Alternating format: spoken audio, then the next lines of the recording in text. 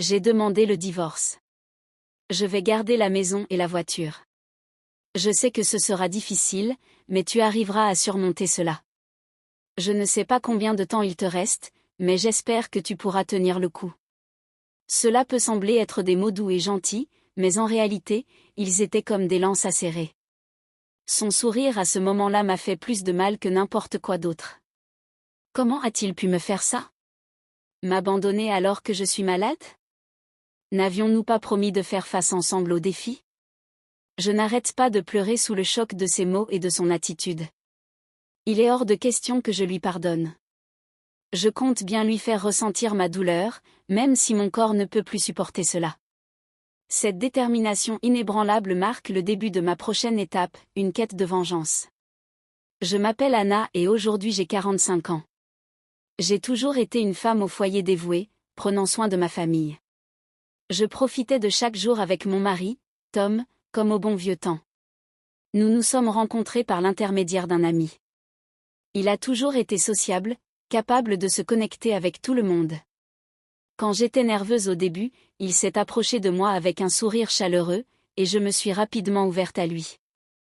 Nos jours ensemble étaient aussi doux que des bonbons colorés, si agréables que je perdais la notion du temps. Je voulais vraiment passer encore plus de temps avec lui, et peut-être ressentait-il la même chose, appréciant également nos moments partagés. C'est difficile à croire maintenant, mais nous nous aimions profondément et avions promis de nous marier. Vivre avec lui ressemblait à un rêve, chaque jour brillait, et je croyais que nous partagerions toujours des sourires dans l'avenir. Mais avec le temps, Tom a commencé à changer, probablement à cause du stress du travail. Son salaire n'est pas très élevé. Il n'a pas suivi de formation spécialisée à l'école et n'a pas un parcours académique solide, ce qui limitait ses choix professionnels. J'ai suggéré plusieurs fois de chercher un nouvel emploi, mais il répondait toujours à contre-ségur, « Je vais bien pour l'instant ». Tandis que je travaillais à plein temps et que nous n'avions pas de soucis financiers, je m'inquiétais de ce qui se passerait si nous avions un enfant ou si je tombais malade et ne pouvais plus travailler. Pour apaiser cette anxiété, j'ai fait une suggestion, « Tom, mon entreprise manque de personnel dans l'administration. Tu n'as pas besoin de qualifications particulières, juste des bases. Ça t'intéresse ?» Un jour, un ami des ressources humaines de mon entreprise m'a parlé d'un poste vacant dans l'administration. J'ai pensé que cela pourrait l'intéresser et je le lui ai proposé, pensant que ce serait une bonne opportunité d'améliorer sa situation professionnelle difficile. Mais sa réaction fut froide, « Pourquoi prends-tu des décisions concernant mon emploi sans me consulter? J'ai choisi cet endroit par moi-même. Tu insinues qu'il y a un problème avec ça? » J'étais surprise. J'avais simplement fait une suggestion par souci pour son avenir. Désolée, je ne voulais pas te contrarier avec cette proposition soudaine. J'ai juste pensé que les conditions dans ton travail actuel semblaient difficiles et que peut-être cette entreprise serait un meilleur choix pour toi, mais il ne l'a pas compris de cette manière. Ce n'est pas parce que tu es ma femme que tu peux interférer dans mes décisions de carrière comme si tu étais une étrangère. J'ai mes propres pensées, tu sais. Quand il s'est éloigné, je me suis murmuré à moi-même. Le mot « étrangère » a résonné profondément. Je suis sa femme, nous sommes une famille, mais ses paroles et son attitude semblaient destinées à quelqu'un d'autre. Une fissure grandissait entre nous, s'élargissant rapidement. Tom avait aussi été impoli avec ma famille. Ma mère, une personne vraiment gentille, venait régulièrement chez nous pendant que j'étais au travail. Elle nettoyait et préparait de délicieux repas, les stockant dans le réfrigérateur pour prendre soin de nous. J'étais reconnaissante pour sa gentillesse. Souvent, je l'invitais à dîner, mais dernièrement, Tom semblait de plus en plus irrité par sa présence. Quand il rentrait à la maison et la voyait dans le salon, il lançait « Tu es encore là ?» Ma mère et moi étions toutes les deux surprises par son commentaire. Cela m'a fait remettre en question l'état de notre relation et notre avenir. Comment pourrions-nous combler l'écart croissant entre nous? Ma mère, avec un sourire doux, a dit « Ce n'est rien, Anna. Si ma présence dérange, je m'excuse. Je vais partir plus tôt aujourd'hui. » Entendre cela, surtout de la part de quelqu'un qui avait toujours tout fait pour nous aider, malgré son emploi du temps chargé, m'a brisé le cœur. « Tom, s'il te plaît, pense à ce que ressent ma mère, ai-je supplié. Elle prend toujours soin de nous. Montre-lui un peu de respect, s'il te plaît. Les larmes ont commencé à couler sur mes joues, changeant l'atmosphère de la pièce. Je me suis rappelé toutes les fois où ma mère avait illuminé notre maison et je ne pouvais pas comprendre pourquoi Tom lui parlait de cette façon. Quand je rentre à la maison, après avoir travaillé dur toute la journée, tout ce que je veux, c'est me détendre. C'est épuisant d'avoir toujours quelqu'un d'autre ici, chez moi. J'ai essayé de comprendre le point de vue de Tom, mais je ne pouvais m'empêcher de ressentir de la gratitude pour ma mère. Honnêtement, je ne pensais pas avoir tort. Il me semblait que Tom faisait preuve d'entêtement, mais je ne savais pas comment exprimer mes sentiments d'une manière qu'il comprendrait. Ma mère a dit, « Ne t'inquiète pas pour ça. Si tout le monde est heureux, c'est tout ce qui compte pour moi », et elle m'a donné un sourire réconfortant. Ces paroles chaleureuses m'ont rempli d'une culpabilité écrasante. Ce soir-là, en savourant le délicieux repas qu'elle avait préparé, mes émotions étaient un tourbillon de gratitude et de remords. Je ne pouvais m'empêcher de penser à Tom. J'ai passé d'innombrables nuits à réfléchir à la façon dont notre relation pourrait s'améliorer, mais un défi bien plus grand est apparu au travail. Soudain, je me suis sentie étourdie et j'ai perdu connaissance. Heureusement, mes collègues ont réagi rapidement, appelant une ambulance et m'emmenant dans un grand hôpital à proximité. Les examens médicaux ont commencé, mais tout semblait flou. J'ai essayé de contacter Tom, mais il n'a pas répondu. Ensuite, j'ai reçu le diagnostic, cancer. Heureusement, il a été détecté tôt et avec le traitement approprié, le médecin m'a dit que je m'en sortirais.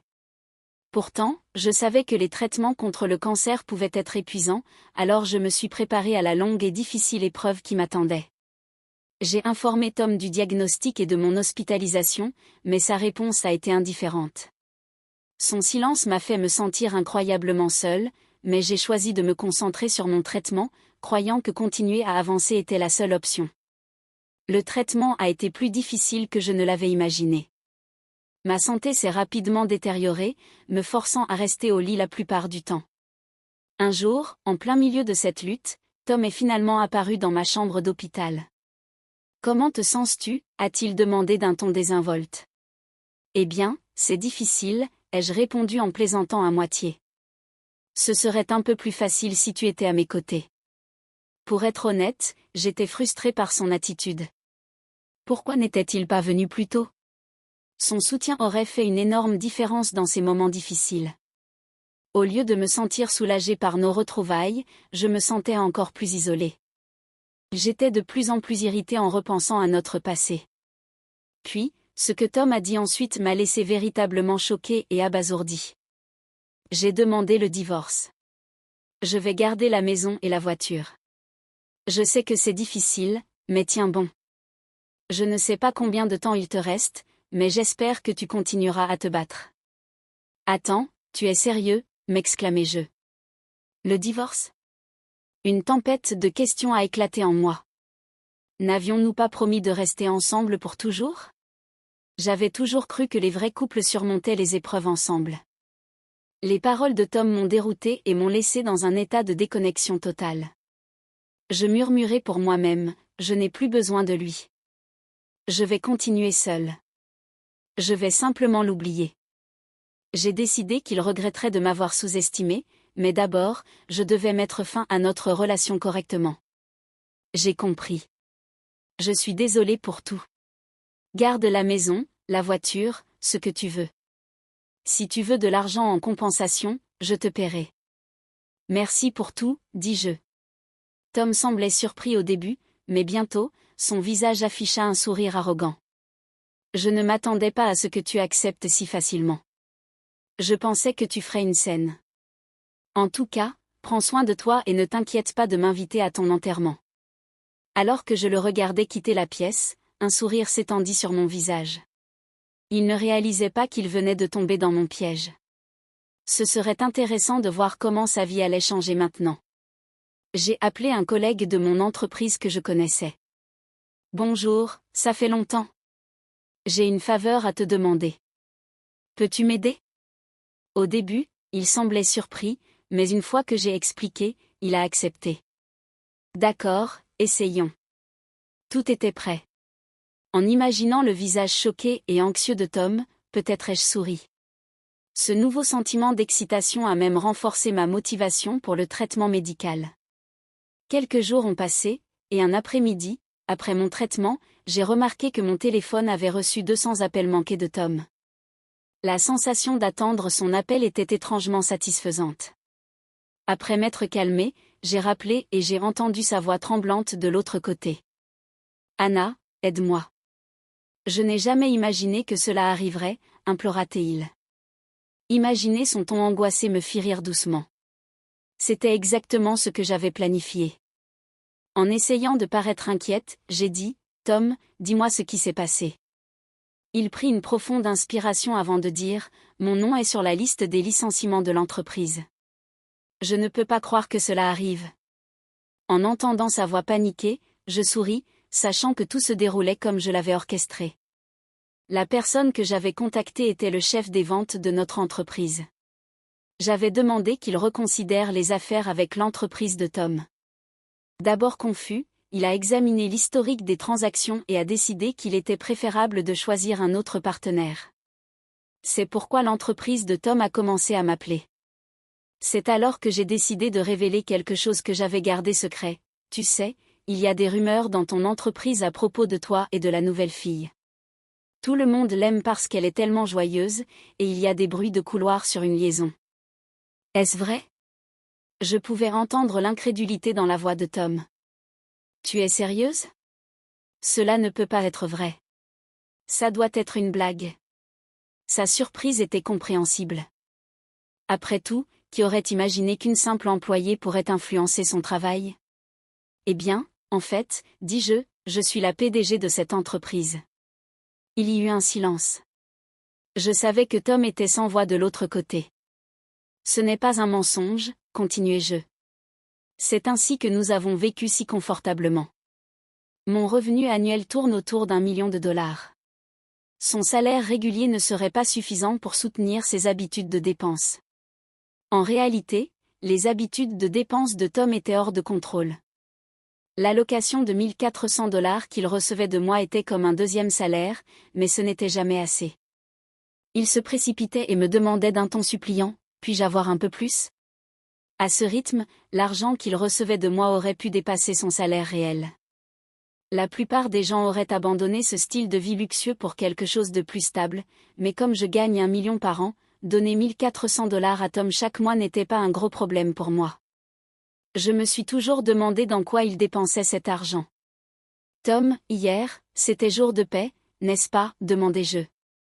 Je t'ai toujours donné de l'argent supplémentaire le jour de paie, mais cela pourrait être difficile à partir de maintenant. Nous ne sommes plus un couple, et il est naturel que tu ne puisses plus t'attendre à cette allocation mensuelle, puisque nous sommes divorcés. Je me demandais comment il allait s'en sortir à partir de maintenant. Ah, et fais attention à l'hypothèque de la maison. C'est 2 000 dollars par mois. Je sais que ça va être difficile, mais tu devras bien gérer ça. Si tu retardes le paiement, tu risques de devoir quitter la maison.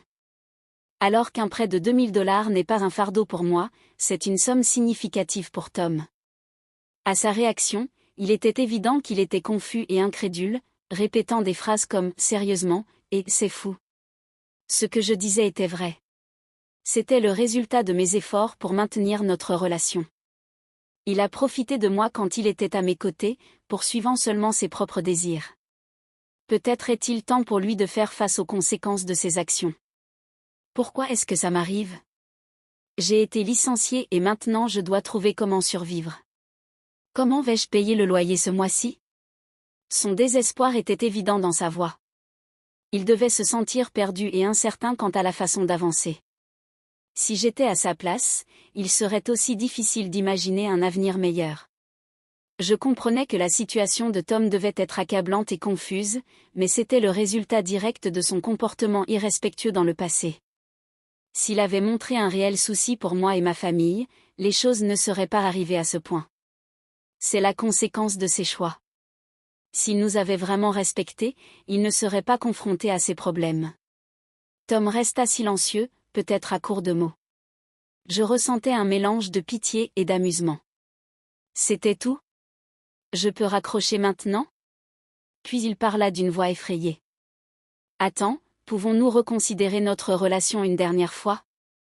Je sais que ça semble égoïste, mais maintenant je réalise à quel point tu étais importante pour moi. L'idée de recommencer avec lui fit battre mon cœur plus vite. Après toute la douleur qu'il m'avait causée et après m'avoir abandonné, l'idée de revenir semblait effrayante. Il prit une profonde inspiration. Je sais que j'ai été irresponsable ces derniers temps, et je suis désolée de ne pas avoir pu te rendre visite plus souvent à l'hôpital. Mais, une fois que tu iras mieux, allons dans un endroit calme et passons du temps ensemble. Je veux revoir ton sourire. Ces paroles étaient nostalgiques, rappelant ce qu'il avait dit lorsqu'il m'avait demandé en mariage. Il avait promis une vie pleine de rire et de bonheur. À l'époque, j'étais tellement envoûtée par ces mots que j'étais entrée dans cette relation sans réfléchir.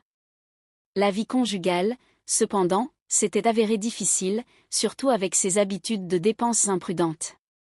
Peut-être que si je l'avais mieux compris, les choses auraient été différentes. La voix de Tom s'affaiblit. Anna, je ne peux pas vivre sans toi.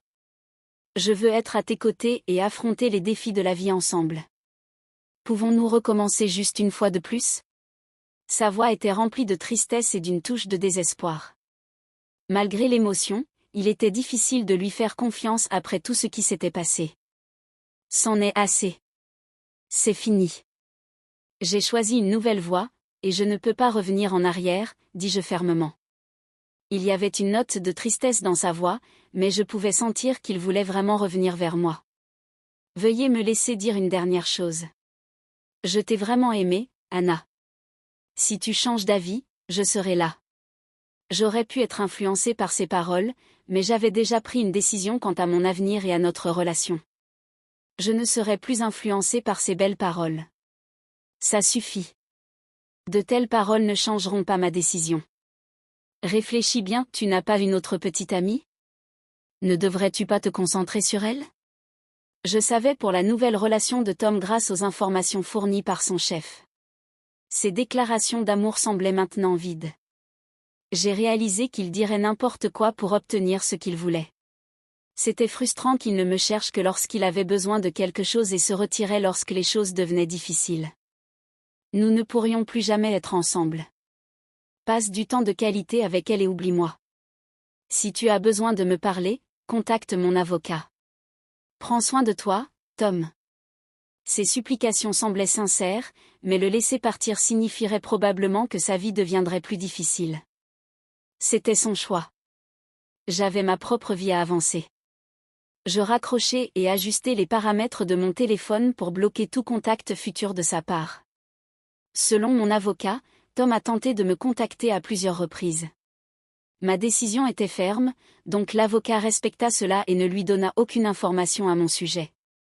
De manière inattendue, mon avocat suggéra de demander des indemnités. Au départ, je n'y avais pas pensé, mais cela semblait être une manière de chercher une compensation. Je savais que Tom et sa nouvelle partenaire n'étaient pas riches, il y avait des rumeurs concernant ses dettes importantes. En enquêtant sur la partenaire en question, j'ai découvert qu'elle s'était enfuie à cause de problèmes financiers. Lorsque j'ai contacté sa famille, ils étaient furieux et l'ont forcé à travailler dur chez eux. Les actions ont toujours des conséquences, et il semblait qu'ils faisaient face aux leurs. J'ai vaincu le cancer et je me suis complètement rétablie. Ma guérison rapide a même surpris les médecins. En revenant au bureau, j'ai trouvé une lettre sur mon bureau de la part du directeur des ventes exprimant sa solidarité. Ces mots étaient chaleureux et m'ont touché. Lorsque mes collègues ont appris que j'étais à nouveau célibataire, certains se sont gentiment proposés de me présenter à quelqu'un, mais après mon précédent mariage, je voulais me concentrer sur moi-même et apprécier mon temps seul pour l'instant. Qu'avez-vous pensé de la décision d'Anna? Laissez vos commentaires ci-dessous. Merci d'avoir regardé et à la prochaine vidéo.